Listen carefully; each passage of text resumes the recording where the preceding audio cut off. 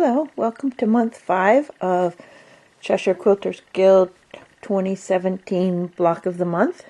This month's block is Around the World, and you'll see right here in front of you a finished Around the World block, and that's because I inadvertently deleted the video I made while I pieced this block, so I'm having to redo the video. To start with, you're going to need to make sure that you have the template sheet printed out and that you've confirmed that the size of the template is correct. And the way in which you do that is you look at this 1 inch square. It says this should be 1 inch square, and take your ruler and lay it on the top and make sure that the square is neither larger nor smaller than 1 inch by 1 inch on your ruler. So this one is printed out correctly. The next thing you'll do is to just take your ruler and just roughly cut out the pieces, the 2 templates that you need. We don't need to cut them out perfectly. We just want to have them free from the larger sheet so that then we can place them on our fabric. So there's the inner template, and then we also need the outer template. And I'm just going to very quickly use my rotary cutter to cut it out kind of close, but not exactly on the line. We want to leave a little bit of extra. We don't want to make it small.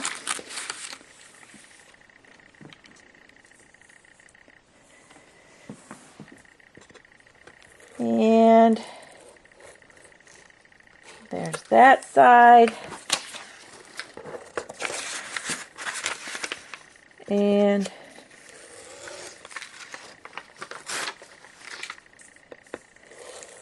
I apologize, I've got this big band-aid on because rotary cutting blades are very sharp, and you should always make sure that they are not in the way of your rotary cutter. So there I've rough cut out the inner and the outer templates. And now we're going to use a trick I like for using the templates. And to do that, to show you the trick, what you do is you take your template and you just put a couple of dabs of glue on the back using a water-soluble glue. It doesn't matter what brand glue stick that you use, just that it's a water-soluble glue stick. And then we need 2 of this from 2 different fabrics. So we then can just take our template and lay it on top of the fabric, and we can press down a little, and that glue will keep the template from sliding. Then it's very easy to cut 2 of the 3 sides of this template. What you do is take your ruler, and again I like the Creative Grids ruler because they have a very clearly marked 1/4 inch on the sides, and lay that 1/4 inch line on the sewing line of the template. I do not try to cut using the outside edge of the template. I cut using a 1/4 inch measurement out from the sew line. Now once you have your ruler lined up right along the 1/4 inch on the 2 straight sides, you can just take your rotary cutter. Oops, this is slipped a little bit from where I want it. You can just take your rotary cutter and just cut along first one. Whoops. That didn't work, but I did the one straight side, so I'll just line this up on the other straight edge. Again, the 1/4 inch line on the seam line. Now the fun starts. Now we need to cut this out along the curved side. And again, I use my ruler in its 1/4 inch line, but now I do it in an incremental process. I'm going to start here at the beginning, and then I'm going to slowly, let me move, I'm moving so you can see this a little better. I'm going to slowly rotate the ruler as I cut along the curved edge. And I'm going to continually line up the ruler, cut a little bit, line up the ruler, cut, and so forth all the way around this template.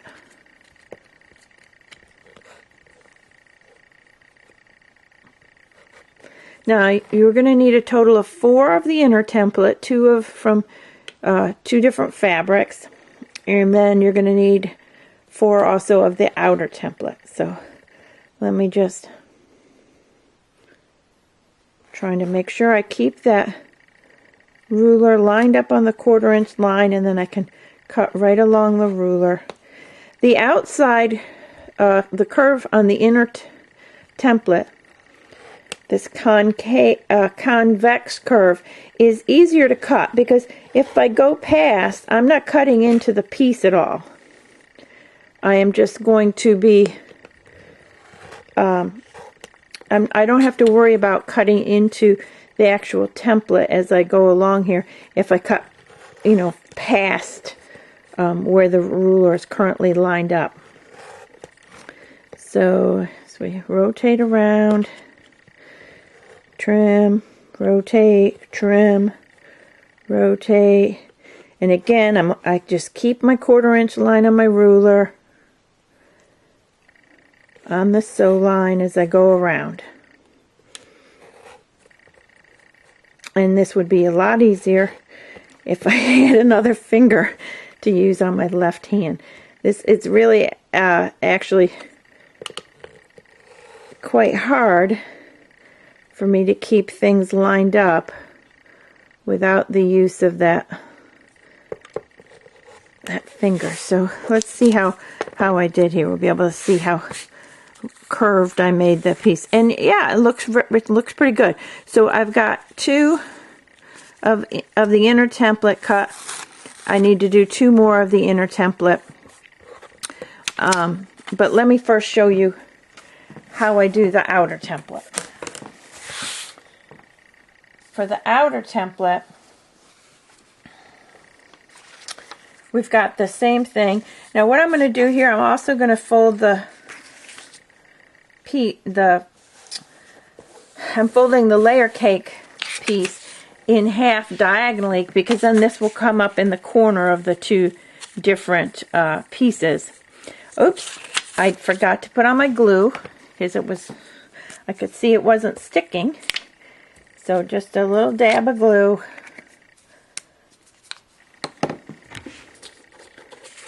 I can put this down close to the edge. And like I did before, the 2 straight edge, actually in this case, this has got 5 edges. It's got 2 short and 2 long straight edges, and then the concave curve. So I'm going to take my ruler and line it up. Oops, I'm going to find that 1/4 inch line. Line it up on the 1/4 inch line, and I can trim this short side, short straight side.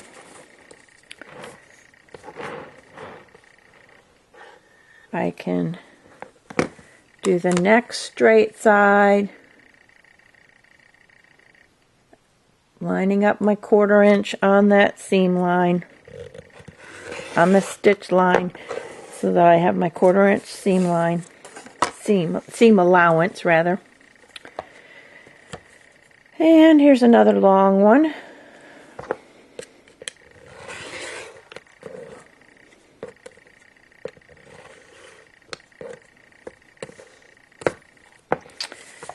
And finally, the last of the straight edges.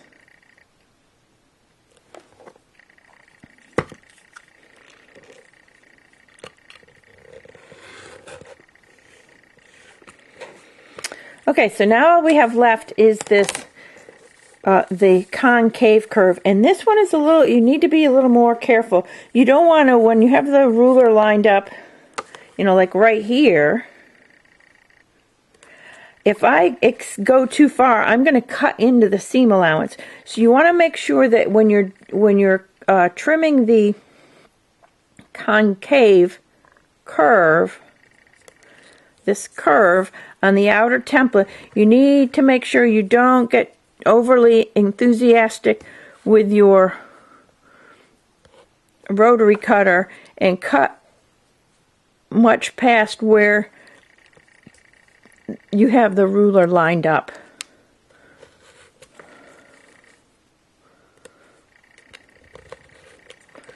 Just doing little bits. And you can see so far, I'm combing along, I'm just cutting little bits. Just taking my time.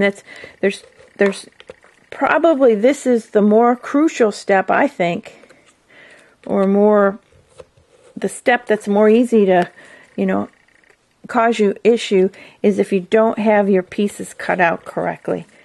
So, or if you cut deep into your seam allowance or something that's more likely, I think, to cause you problems than the actual stitching of the curve, as you will see when we get to that part, which will be after we get all our pieces cut.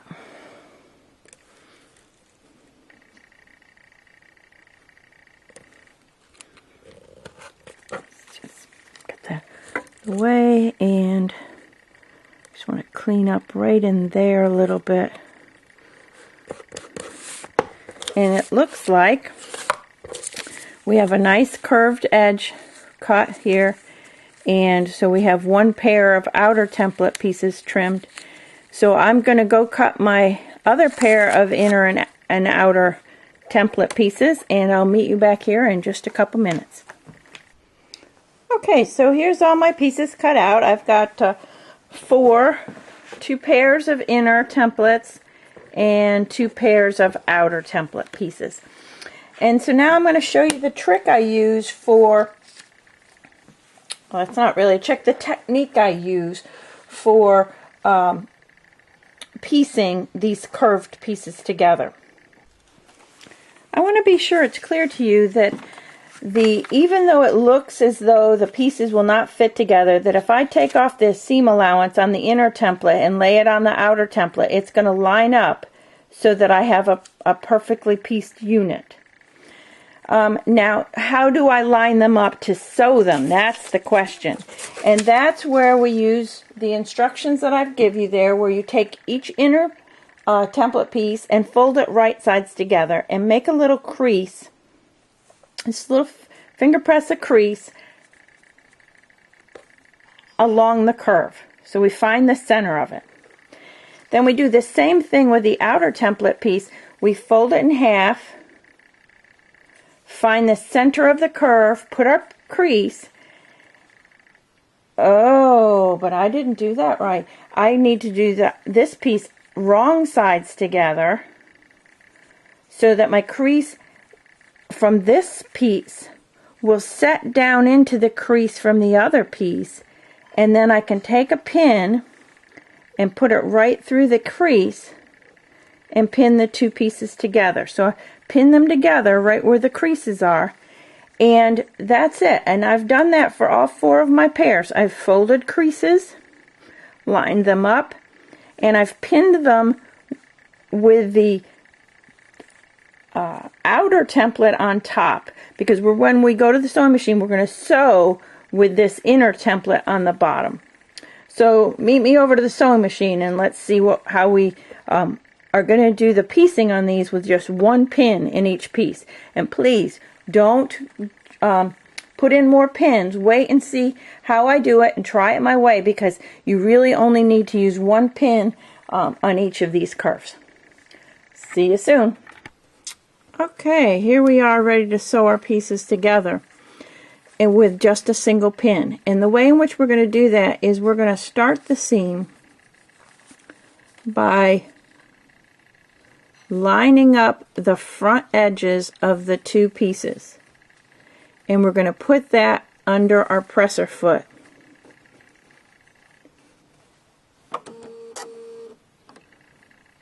And that's where we're going to start sewing.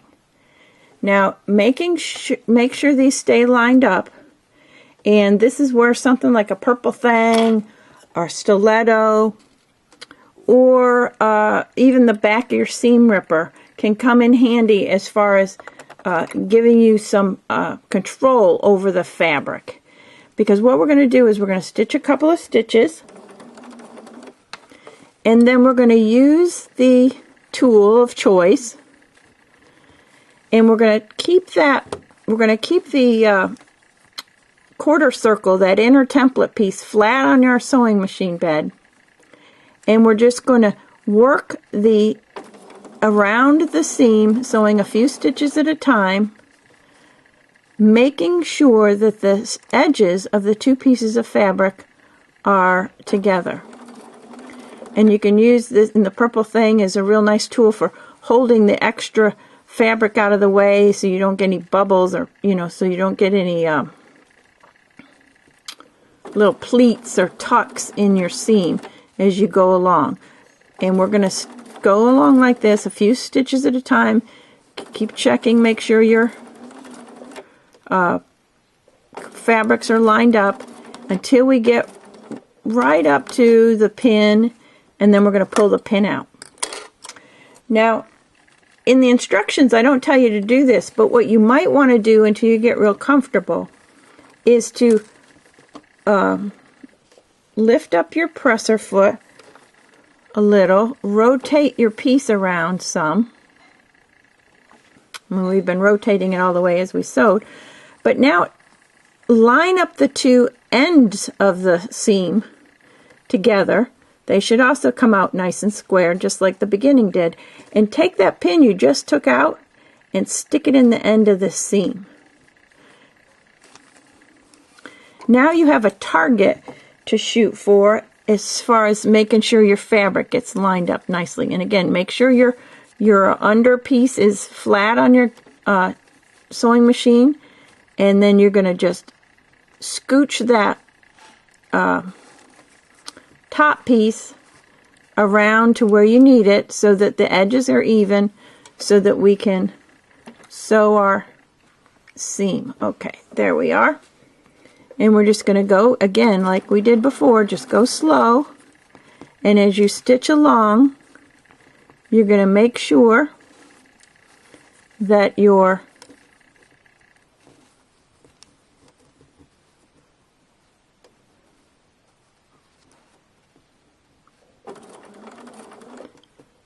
fabric isn't bunching up.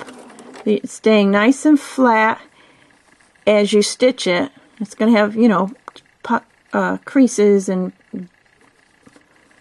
gathers outside of the seam. Watch your 1/4 inch seam allowance and just stitch along until you get to the end where you've put that other pin. If you did, make sure you pull it out first. Okay. Want to make sure you see that, so we're going to do it again on another piece. We've got 4 to sew, but I'm going to show you 2 of them. So again, I'm going to line up my 2 pieces.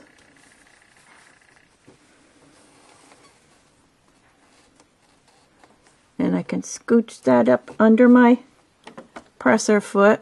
Lift it up here, okay. And put in a couple of stitches. Maneuver my fabric around. We want it to lay nice and flat. There we go. That looks good.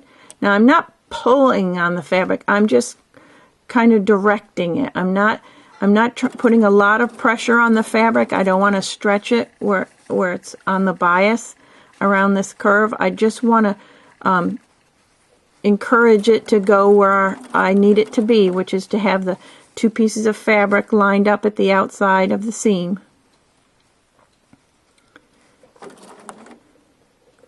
So I'm not really putting any pressure on it here. I'm just encouraging it in the direction it needs to be in order to sew this seam. There we go. And again, I am handicapped by that finger that I tried to cut off with my rotary cutter the other night, so apologize for that. I'm not as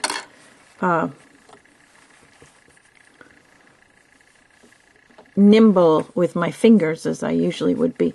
Okay, now I've got, at the halfway part, I took out the pin. I'm going to line up the end places to show you again how I would put that pin back in at the end of the seam. But at no time do I have more than one pin in here. It's easier to maneuver the fabric around, I think, if you limit the number of pins that you're using. I think you're much less apt to get a pinch or a tuck if you're not confining that fabric so much. Okay, let me that looks pretty good at the edge right there. Got a little bit of a puff. Got rid of that with my thang. And I just keep stitching along the path. Just need to listen. I don't want that pucker in there. Okay, now I need to move the fabric out just a little, just to get the edges lined up. This is really more challenging with the video camera in the way and missing a finger. So I'm actually, I think, making it look more difficult than it really is. And here we are in the home stretch. I know I just stitched over a pin, but I was lucky and it didn't hit. Third time's the charm. Let's see if I can do this one a little more smoothly for you. Again, you want to start with those fabrics lined up at the beginning.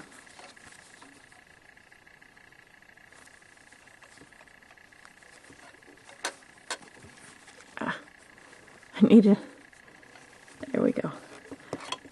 Lined up at the beginning.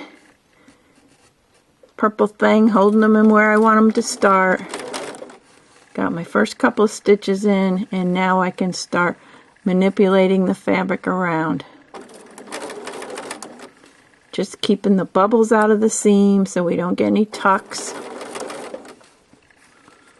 And keeping the edges of the fabric lined up. And you can see it's going a little more smoothly this time. Doing pretty good. I come up on my pin, I pull it out, and I put it in at the end, lining up the end of the seam.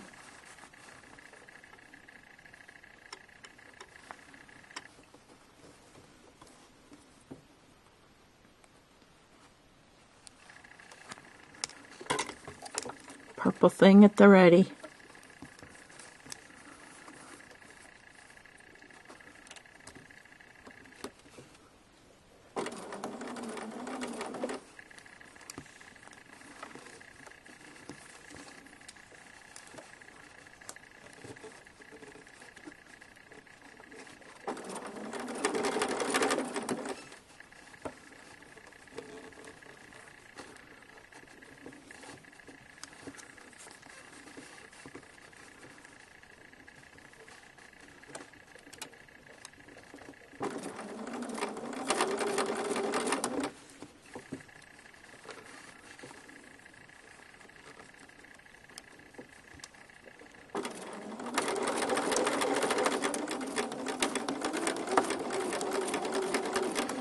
Ta-da, there's 3 done. Let me do the 4th one and I'll meet you over at the pressing surface.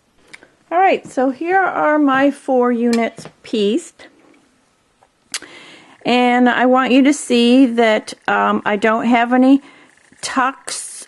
My ends of my seams line up fairly well. And so now I want to show you how how to press these. And we're going to press the seams toward the outer template. So basically, all we need to do is hold the corner of the outer template. You can place your iron down on the corner of the inner template and then just encourage the seam over toward the outer template, and you should get a nice flat pressing. Show you again. Again, I hold my finger on the outer corner, outer template, just to kind of keep a little tension on it so I don't get a fold in my seam, and then I just creep in with the nose of my iron all the way along the curve, and there you have it, pressed. And number 3.